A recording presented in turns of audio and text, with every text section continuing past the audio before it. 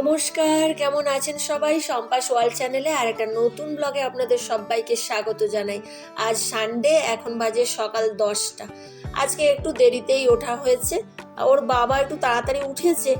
ও দেখছি ঘুম থেকে উঠে ওর বাবা ল্যাপটপে বসেছে। তাই ভাবলাম সকালে মেয়ের কিছু বই অর্ডার করতে হবে, তাই জন্য অর্ডার দিতে বসে গেলাম। আর ওর বাবা বললো একটা স্টাডি টেবিলও অর্ডার করবে, সেই জন্য তিনজনে বসে দেখছি কোন স্টাডি টেবিলটা নিলে ঠিক হবে। স্টাডি টেবিল বলতে একটা পড়ার স্টাডি টেবিল আছে, কিন্তু বেডে রাখার জন্য একটা স্টাডি টেবিল খুঁজছি অনেকদিন। মেয়ে বিছানায় অনেক সময় পড়ে তো খুব অসুবিধে হয়। মেয়ের ওই স্টাডি টেবিল আর একটা বই অর্ডার করার ছিল, সেইগুলো অর্ডার করে দিয়েছি। তারপরে রান্নাঘরে চলে গেছিলাম।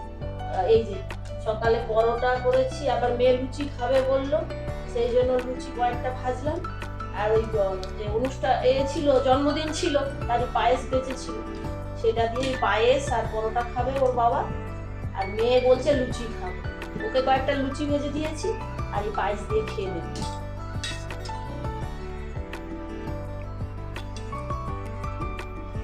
পায়েসটা খেতে খুব ভালো হয়েছে জানেন, সবাই খুব বলছে, এতে খেয়ে বলছে যে খুব টেস্টি হয়েছে। বাবু চলে আয় রে।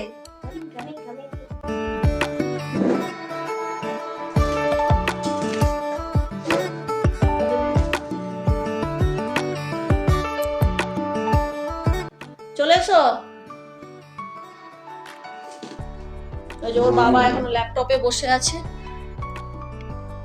এই যে বাবা আসেনি তার আগেই খেয়ে যাচ্ছে।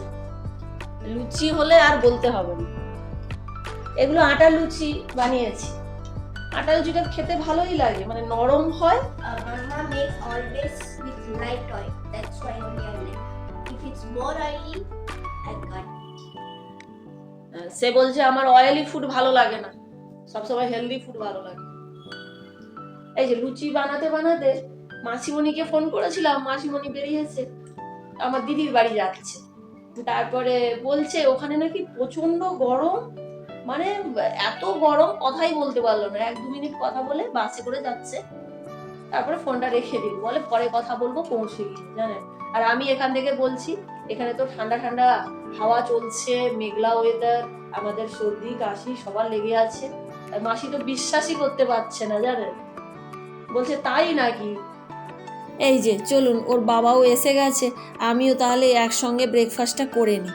ওরা পায়েস দিয়ে খাচ্ছে, আমি ওই মিষ্টি ছিল লাড্ডু, সেটা দিয়েই খাচ্ছি। আমি আর ওই পায়েসটা খাবো না, ওটা মেয়ের জন্মদিনের পায়েস। মা ছোটবেলা থেকে দেখতাম যে আমাদের জন্মদিনে যে পায়েসটা বানাতো, মা একদমই খেত না। বলে নাকি মেয়ের জন্মদিনের যে পায়েসটা মাকে খেতে নেই। জানেন, জন্মদিনের দিন যারা এসেছিলেন তাদেরকে বলতে তারা বিশ্বাসই করতে পারছে না। তারা বলছে এটা আবার কি নিয়ম যে মায়েরা বানাবে কিন্তু মায়েরা একদম খেতে পারবে না, এরম আবার নিয়ম হয় নাকি? হাসছে। চলুন খেয়ে নিই। এই যে এখানে মেয়ে পড়তে বসেছে, এখন দুপুর 12টা, জানেন, ব্রেকফাস্ট হয়ে গেছে, সবাই তো লেটে উঠেছে। আর ওর পরীক্ষা আছে জুলাইয়ের 6-এ, জুলাই 6-এ এক্সাম আছে, আবার একটা জেইর এক্সাম আছে, সেই জন্য পড়তে বসেছে। আজকে তো সানডে।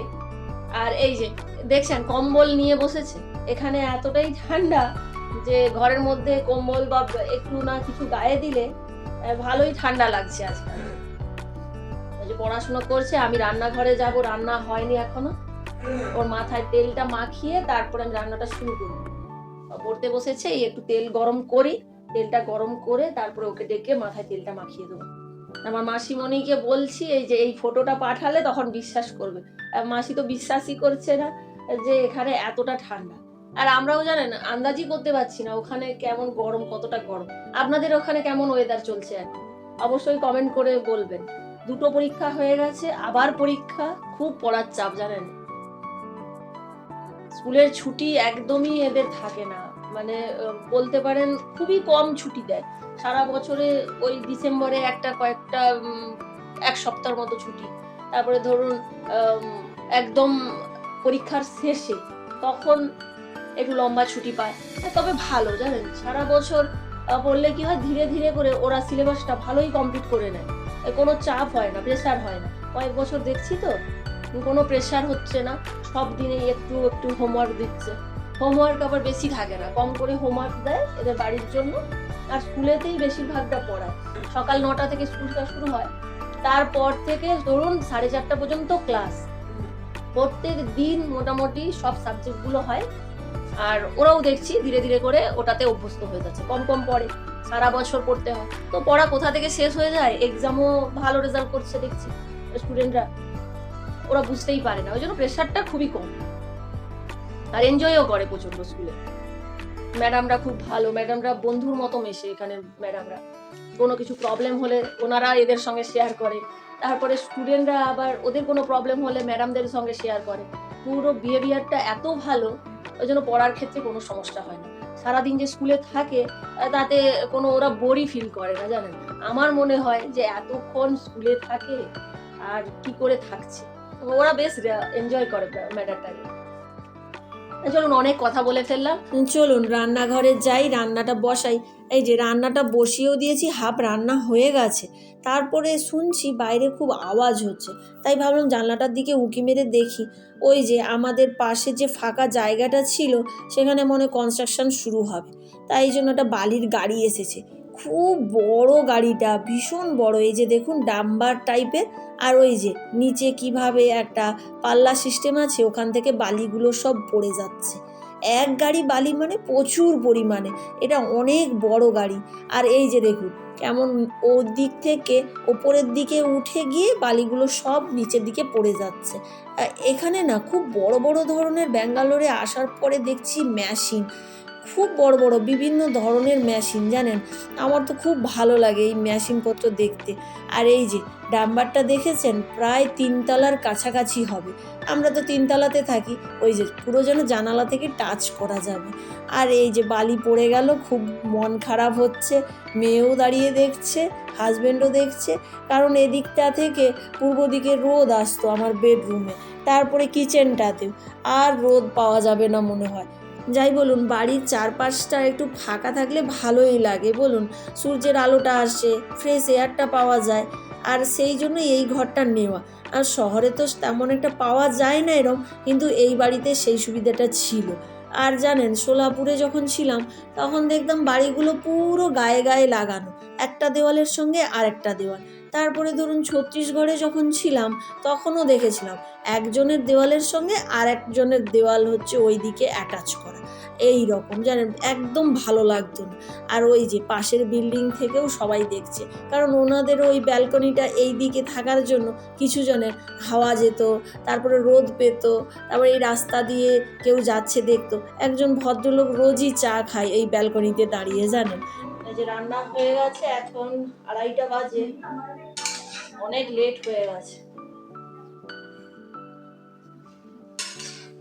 একটু মসুর ডাল বানিয়েছি, মাছের মাথা দিয়ে পালং শাক দিয়ে একটা তরকারি, আর চিংড়ি মাছটা মশলা দিয়ে একটু ফ্রাই করেছি।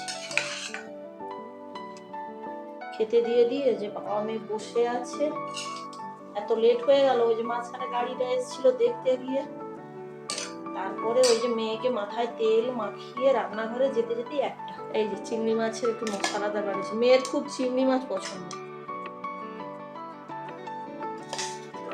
বাবারও পছন্দ, আমি পছন্দ করি না চিংড়ি মাছ, আমার পছন্দ নয়, ওরা খাবে, আমি একটা দুটো খাবো। চলে এস। এই যে ওর বাবাকে দিয়ে আমিও বসে পড়েছি, এখন 2:30 বেজে গেছে, খুব দেরি হয়ে গেল। চলুন খেয়ে নিই।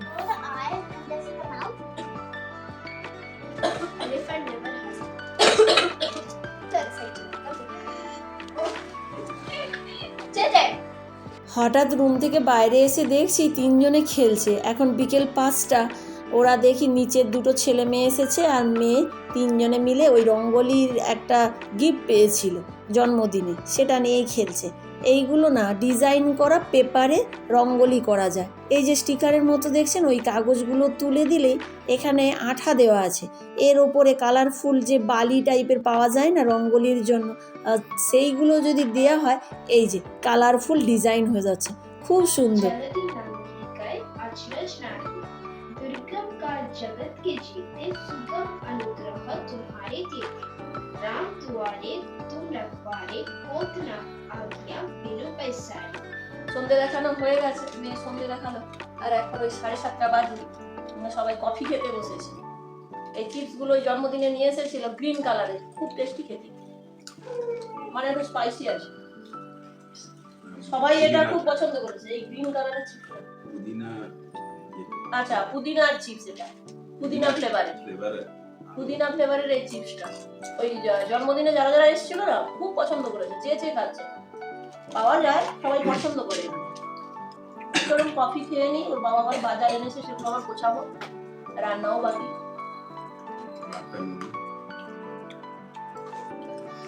আবার একটা 8টায় নতুন একটা মুভি দেবে আজকে, তিনজনে এক্সাইটেড, ওটা দেখবো।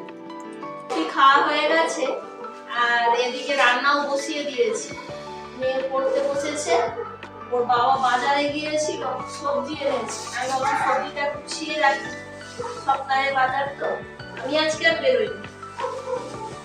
ওখানে সবজিটা বসিয়েছি, একটা সিনেমা আছে দেখবো, তাড়াতাড়ি সবজিটা গুছিয়ে ওই মেয়েও করে নিচ্ছি।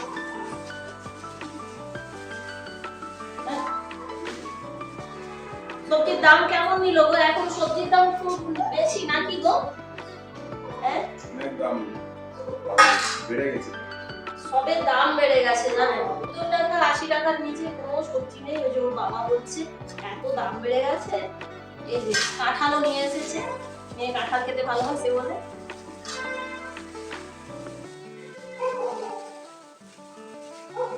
কাঁঠালগুলো বেশ ভালো মিষ্টি।